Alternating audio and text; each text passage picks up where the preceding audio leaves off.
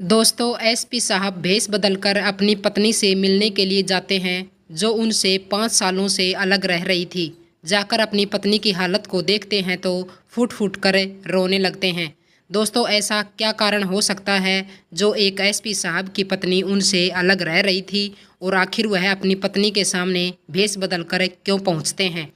तो दोस्तों इसकी पूरी सच्चाई वीडियो में जानेंगे, तो वीडियो को पूरा देखिए। अगर आपको वीडियो पसंद आए तो वीडियो को लाइक कर दीजिए, शेयर कर दीजिए और चैनल को सब्सक्राइब कर लीजिए। दोस्तों उत्तर प्रदेश के मुरादाबाद शहर के एक छोटे से गांव में सुजाता नाम की लड़की अपने पिता सुमेर के साथ रहती थी। उनके परिवार में बस यही दो लोग थे क्योंकि सुजाता की मां का बचपन में ही देहांत हो गया था। सुजाता को बचपन से ही पढ़ाई का बहुत शौक था और उसके पिता भी यही चाहते थे कि उनकी बेटी पढ़ लिख कर एक अच्छी सरकारी नौकरी हासिल करे। सुमेर खुद भी सरकारी नौकरी में थे और इसी नौकरी के चलते उनका जीवन सुकून से बीतता था। वह चाहते थे कि उनकी बेटी भी पढ़ाई लिखाई कर अपने जीवन को सफल बना सके। समय बीता और सुजाता ने ग्रेजुएशन पूरी की। इसके बाद वह सरकारी नौकरी की तैयारी में जुट गई। वह कोचिंग जाती, दिन रात मेहनत करती और पूरे जोश के साथ पढ़ाई करती। इसी दौरान सरकारी बैंक में कुछ भर्तियां निकली तो सुजाता ने भी फॉर्म भर दिया। उसने मेहनत से एग्ज़ाम की तैयारी की और भगवान की कृपा से वह पास हो गई। इसकी कड़ी मेहनत रंग लाई और उसे बैंक में क्लर्क की सरकारी नौकरी मिल गई। अब सुजाता अपनी नौकरी में व्यस्त थी और अच्छे से काम कर रही थी। इसी बीच उसके पिता सुमेर को उसकी शादी की चिंता होने लगी क्योंकि सुजाता की अब उम्र शादी के लायक हो चुकी थी। पड़ोस के लोग भी इस बारे में बातें करने लगे थे। सुमेर ने अपनी बेटी के लिए लड़का ढूंढना शुरू किया और उन्हें मुरादाबाद शहर के ही एक लड़के लक्ष्य के बारे में पता चला। लक्ष्य एक साइबर कैफ़े चलाता था और पढ़ाई में भी रुचि रखता था। वह भी सरकारी नौकरी पाने की इच्छा रखता था और इसके लिए कई परीक्षा दे चुका था लेकिन अब तक सफल नहीं हुआ था। सुमेर को लक्ष्य का व्यक्तित्व अच्छा लगा। उन्होंने लक्ष्य की कुछ तस्वीरें ली और घर जाकर सुजाता को दिखाई। उन्होंने कहा, बेटा यह लड़का दिखने में सुंदर है और पढ़ाई के साथ साथ अपने काम को भी अच्छे से संभाल रहा है। मुझे यह लड़का तुम्हारे लिए बहुत पसंद आया है। अगर तुम्हारी मर्जी हो तो मैं उसके परिवार से बात करूं।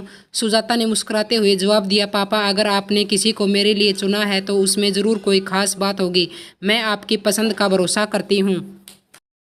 सुजाता के पिता ने लक्ष्य के परिवार से बात की। लक्ष्य के परिवार ने भी सुजाता को पसंद कर लिया और शादी की तारीख तय कर दी गई।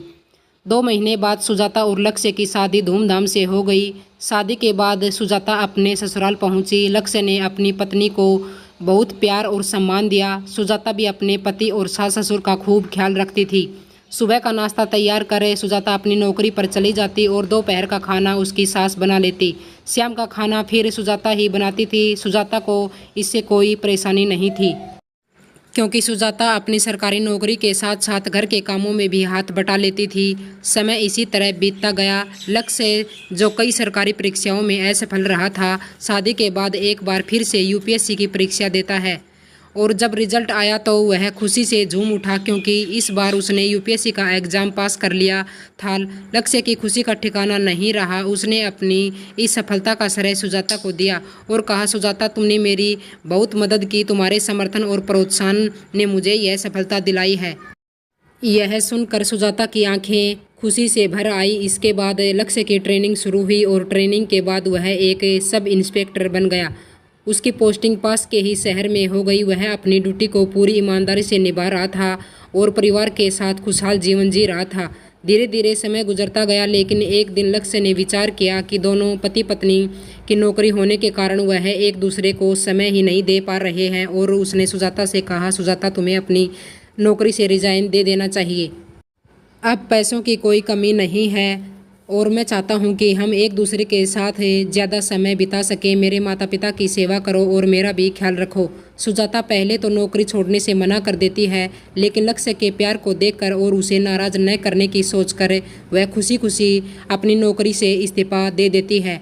वह सुजाता घर पर रहकर अपने पति और सास ससुर का ख्याल रखती है और उनका जीवन पहले से भी ज़्यादा खुशहाल हो जाता है और अपने ससुराल में उसे वही सम्मान मिलता था जो पहले मिलता था। परिवार खुश था, लेकिन कहते हैं कि कभी कभी खुशियों को भी नज़र लग जाती है। समय के साथ लक्ष्य सुजाता के चरित्र पर शक करने लगा। नौकरी छोड़ने के बाद भी सुजाता के बैंक के कुछ सहकर्मी उससे मिलने के लिए घर आते रहते थे। यह देखकर लक्ष्य को शक होने लगा कि सुजाता के उनके साथ कुछ नाजायज संबंध हैं, जबकि असल में सुजाता का अपने सहकर्मियों के साथ अच्छा व्यवहार था, इसलिए वे लोग उससे मिलने आते रहते थे। लेकिन लक्ष्य को यह बात पसंद नहीं आई और उसने सुजाता के प्रति मनमुटाव कर लिया। हालांकि उसने यह बात कभी सुजाता को पता नहीं लगने दी कि वह उसके बारे में ऐसा सोचता है। एक दिन लक्ष्य अपने दोस्तों के साथ पार्टी करने चला गया। पार्टी में भी वह इसी बात को सोचकर बहुत सारी पी गया कि उसकी पत्नी एक चरित्रहीन महिला है और उसके स्टाफ के लोगों से अवैध संबंध हैं। शराब के नशे में वह घर लौटा और देखा कि सुजाता का एक और सहकर्मी उससे मिलने आया हुआ है। यह देखकर लक्ष्य आग बबूला हो गया और सुजाता को गालियां देने लगा। सुजाता और उसका सहकर्मी लक्ष्य की यह हरकत देखकर हैरान रह गए। लक्ष्य का गुस्सा थमने का नाम नहीं ले रहा था। वह सुजाता को लगातार अपशब्द कहता रहा। आखिरकार सहकर्मी वहां से चला गया, लेकिन लक्ष्य का गुस्सा कम नहीं हुआ। उसने सुजाता के साथ बहुत झगड़ा किया और अपने मन की सारी भड़ास निकाल दी।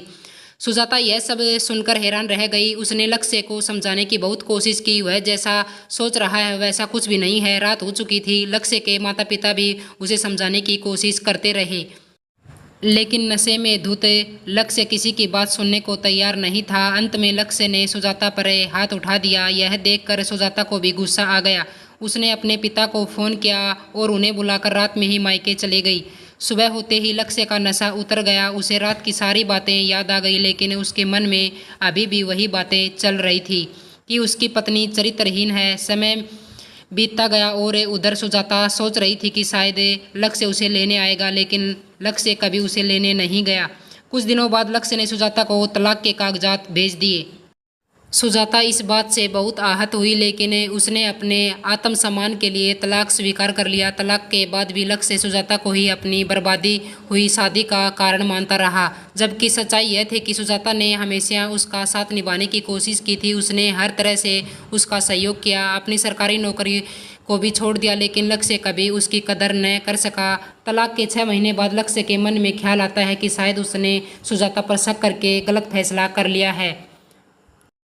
वह इस बारे में तहकीकात करने की सोचता है और जब छानबीन करता है तो उसे पता चलता है कि उसकी सोच कितनी घटिया थी। सुजाता के चरित्र पर कोई दाग नहीं था। उसके सहकर्मी केवल उससे मिलने के लिए आते थे क्योंकि वह अपने व्यवहार के कारण सबकी प्रिय थी। यह सच्चाई जानने के बाद लक्ष्य को बहुत बुरा लगता है, लेकिन उसका अहंकार उसे रोकता है। वह सोचता है कि अगर सुजाता की कोई गलती नहीं थी तो उसे इस वक्त घर छोड़कर नहीं जाना चाहिए था। उसे सुबह होने का इंतज़ार करना चाहिए था और फिर उसे समझाना चाहिए था। इसी घमंड के कारण लक्ष्य सुजाता को वापस लेने के लिए नहीं जाता। उधर सुजाता अपने पिता सुमेर के साथ ही रहने लगी, लेकिन किस्मत ने फिर एक झटका दिया। उसके पिता को हार्ट अटैक आया और उसकी मौत हो गई। सुमेर अपनी जवान बेटे की हालत देखकर हमेशा चिंता में रहते थे और अक्सर उसे दूसरी शादी करने के लिए कहते थे, लेकिन सुजाता ने हमेशा मना कर दिया। वह कहती थी, पिताजी, मैं ज़िंदगी में कभी दूसरी शादी नहीं करूँगी। पिता की मौत के बाद सुजाता बिल्कुल अकेली और बेसहारा हो गई। अब तक उसका खर्च उसके पिता की पेंशन से चल रहा था, लेकिन उनके गुजर जाने के बाद वह भी बंद हो गया। सुजाता ने अपनी पुरानी नौकरी वापस पाने की कोशिश की, लेकिन सरकारी नौकरी से इस्तीफा देने के बाद दोबारा नौकरी पाना मुश्किल था। वह अपनी आर्थिक तंगी से बहुत परेशान हो गई और सोचने लगी कि उसे कुछ ना कुछ काम करना चाहिए ताकि उसका खर्च निकल सके। सुजाता ने अपने ही गांव के चौराहे पर एक चाय की स्टॉल लगाने का फैसला किया। चाय की दुकान खोलने के लिए ज़्यादा पैसों की ज़रूरत नहीं थी और उसकी कुछ बचत थी। उससे वह एक छोटी सी चाय की दुकान खोल सके। चौराहे पर लगी उसकी चाय की स्टॉल से गांव के लोग और आने जाने वाले राहगीर चाय पीने लगे। धीरे धीरे उसकी दुकान पर भीड़ बढ़ने लगी और लोग उसकी चाय की तारीफ करने लगे। सुजाता ने अपनी मेहनत और लगन से धीरे धीरे अपने हालात को संभाल लिया। उसकी चाय की दुकान चल पड़ी और वह अपने आत्मसम्मान के साथ अपना जीवन यापन करने लगी। धीरे धीरे समय बीतता गया और सुजाता की चाय की स्टॉल ठीक ठाक चलने लगी। वह इस छोटे से चाय के ठेले से अपना गुजारा करने लगी और उधर लक्ष्य अपने गुस्से और अहंकार के साथ अपनी ज़िंदगी में व्यस्त था। तलाक के 3 साल बीत गए थे। एक दिन लक्ष्य अपने एक दोस्त की शादी में गया। शादी का माहौल देखकर उसे अपनी शादी की यादें सताने लगी। उसे अपनी गलती की याद आने लगी और वह सोचने लगा, मैंने कितना गलत किया। मैंने अपने ही हाथों अपनी शादी को बर्बाद कर दिया। सिर्फ एक छोटे से शक की वजह से। वह मंडप के बाहर कुर्सी पर बैठा था जहां पंडित जी दूल्हा दुल्हन को 7 फेरे और उसके वचन याद दिला रहे थे। यह सब देखकर उसका दिल भर गया और वह शादी छोड़कर अपने घर लौट आया। अपने कमरे में अकेला बैठा और उसकी आंखों से आंसू बहने लगे। वह सोचने लगा, मैंने अपनी पत्नी के साथ बहुत बुरा किया, मुझे ऐसा नहीं करना चाहिए था। फिर उसके मन में ख्याल आया, अभी भी नहीं बिगड़ा है कुछ, मैं अपनी गलती को सुधार सकता हूँ। मैं सुजाता के पास जाऊँगा, उसे माफ़ी मांगूंगा और उसे मनाकर अपने साथ वापस ले आऊँगा। लेकिन फिर उसके दिमाग में एक सवाल उठा, तलाक को 3 साल हो चुके हैं, कहीं सुजाता ने दूसरी शादी तो नहीं कर ली। उस रात वह इन्हीं ख्यालों में खोया रहा और सो नहीं सका। सुबह होते ही उसने फैसला किया, वह अपनी पत्नी से मिलने जाएगा, लेकिन भेष बदल कर जाएगा ताकि वह देख सके कि सुजाता किस हालत में है और क्या उसने दूसरी शादी की है या नहीं। इसलिए लक्ष्य ने एक साधारण कपड़े पहन लिए, चेहरे पर दाढ़ी मूछें बढ़ा लिए और अपनी पहचान छुपाने के लिए एक टोपी पहन ली। वह अलीगढ़ के उस छोटे से गांव की ओर चल पड़ा जहां सुजाता रहती थी। उसके दिल में चिंता थी, लेकिन साथ ही यह उम्मीद भी थी कि शायद उसकी पत्नी अब भी अकेली होगी और वह उसे मना सकेगा। उसके दिमाग में तरह तरह की बातें आ रही थी कि पता नहीं मेरी पत्नी कैसी होगी, किस हाल में होगी, मुझे पहचान के बाद में क्या होगा क्या नहीं होगा। वह बहुत ज़्यादा उत्सुक हो रहा था। अब ड्राइवर गाड़ी को गांव के बाहर ही चौराहे पर रोक लेता है। अब वह थोड़ा नर्वस फील कर रहा था तो अपने ड्राइवर से कहता है कि ऐसा करो, पहले एक एक चाय पी लेते हैं, वहाँ देखो एक चाय की स्टॉल भी लगी है, वहाँ चलते हैं, मैंने सुबह जल्दी जल्दी में कुछ खाया पिया भी नहीं है। ड्राइवर कहता है, ठीक है सर, जैसा आप चाहो। दोनों गाड़ी से उतरकर चाय की स्टॉल पर पहुंच जाते हैं। जैसे ही चाय की स्टॉल पर सुजाता को खड़ा देखा तो उसके पैरों तले ज़मीन खिसक जाती है। एकदम से हड़बड़ा जाता है। सुजाता को इस स्थिति में देखकर बहुत ज़्यादा उदास हो जाता है। उसके चेहरे पर रंग उड़ जाता है और खुद को संभालता हुआ सोचता है कि पहले चाय पी लेता हूँ, उसके बाद सुजाता से कुछ बातचीत करूँगा। अब लक्ष्य उसे 2 चाय बनाने का ऑर्डर देता है कि एक मेरे ड्राइवर के लिए और एक मुझे चाय दे दीजिए। सुजाता लक्ष्य की आवाज़ को सुनते ही चौंक जाती है, लेकिन जब उसे देखती है तो सोच में पड़ जाती है कि यह तो कोई और ही है, शायद मुझे ही ऐसा लग रहा है। इस आदमी की तो उम्र भी ज़्यादा है। वह उसे पहचान नहीं पाती क्योंकि दोस्तों मेकअप आर्टिस्ट ने जो लक्ष्य का मेकअप किया था वह बूढ़े व्यक्ति जैसा किया था। अब सुजाता 2 चाय बनाकर उन्हें दे देती है। लक्ष्य पास में ही एक टेबल पर बैठ जाता है और बार बार सुजाता की तरफ ही देखने लगता है। इस बात को सुजाता भी नोटिस कर रही थी कि यह व्यक्ति मुझे ही बार बार देखे जा रहा है, तो उसे भी शक हो जाता है। वह पहचान जाती है कि यह मेरा तलाकशुदा पति लक्ष्य ही है, क्योंकि वह एक एसपी है और ऐसे नॉर्मल मुझसे मिलने के लिए तो आएंगे नहीं। तो वह हिम्मत करके बोल ही देती है, क्या आप लक्ष्य हैं? जैसे ही लक्ष्य सुजाता के मुंह से अपना नाम सुनता है तो उसके हाथों से चाय का कप छूटकर जमीन पर गिर जाता है और उसकी आंखों में आंसू आ जाते हैं। अब सुजाता उसके आंखों में आंसू देखी है तो फौरन समझ जाती है कि यह मेरा पति लक्ष्य है, जो कि भेष बदलकर आज मुझसे मिलने के लिए आए हैं। यह सब देखकर सुजाता की आंखें भर आती हैं और वह फूट फूट कर रोने लगती है। सुजाता के पास जाता है, उसे चुप कराता है, उसे कहता है कि सुजाता तुम ऐसे क्यों रो रही हो? तो उल्टा सुजाता भी उससे पूछ लेती है कि आप क्यों रो रहे हो?